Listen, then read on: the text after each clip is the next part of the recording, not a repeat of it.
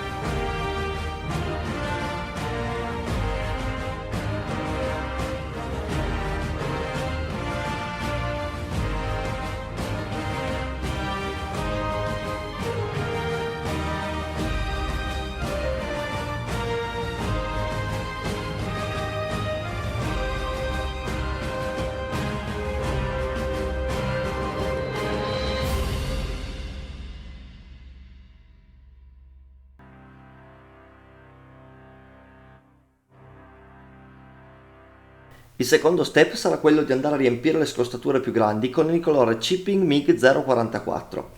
Questo servirà a dare più profondità alle parti più scrostate, che quindi lasceranno vedere il colore del primer del carro. In questa fase le scrostature saltano parecchio all'occhio e non sono molto naturali, ma nelle fasi successive dell'invecchiamento andremo a smorzare un po' questi toni troppo accesi.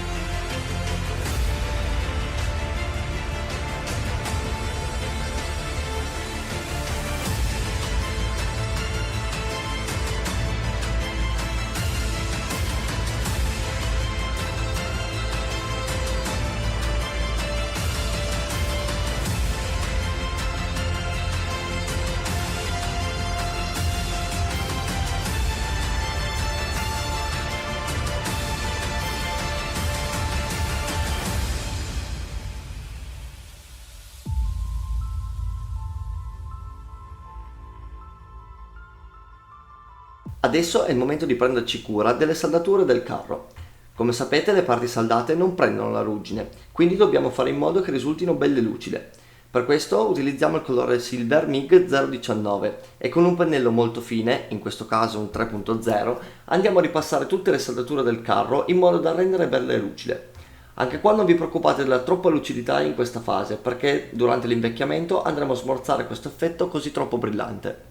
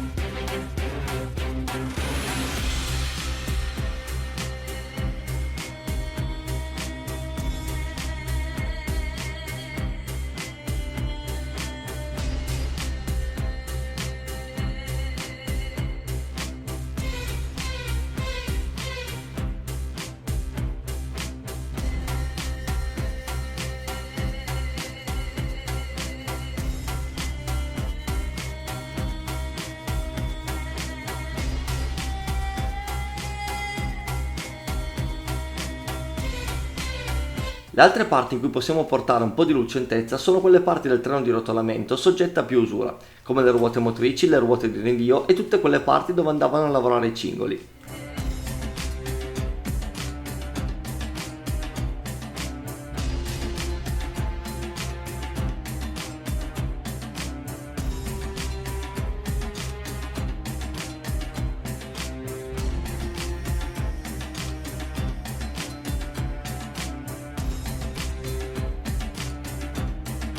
Ora che abbiamo scrostato a sufficienza tutte le parti del carro, possiamo iniziare a prenderci cura degli accessori. Iniziamo con del grigio scuro Vallejo 994. Normalmente su un carro con un colore di base diverso basta colorare gli attrezzi con questo grigio per farli risaltare, ma in questo modello con una base così scura dovremo tornare su queste parti con altre tecniche per riuscire finalmente a renderle ben visibili. Per le parti in legno volevo riuscire a creare un po' di sfumature per renderle più realistiche. Per la palla e l'ascia partiamo con una base di Old Wood 310 Vallejo. Questa sarà la nostra tinta di base.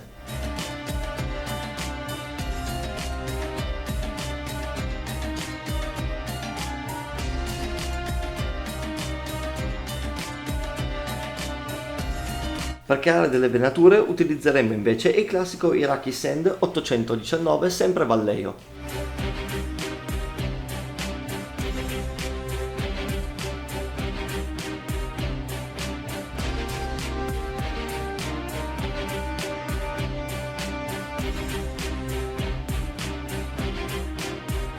Vedete come già così i nostri attrezzi risultino molto più vivi.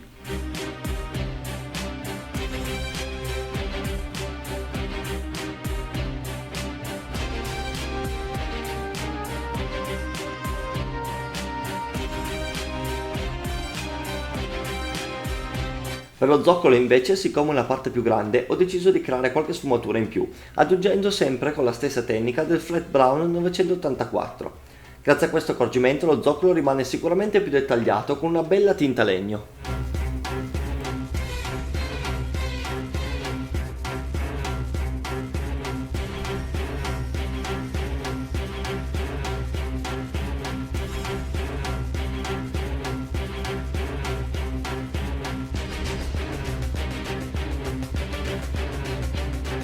E con questo tocco finale, anche per questa settimana, i lavori sul Panzer sono ultimati.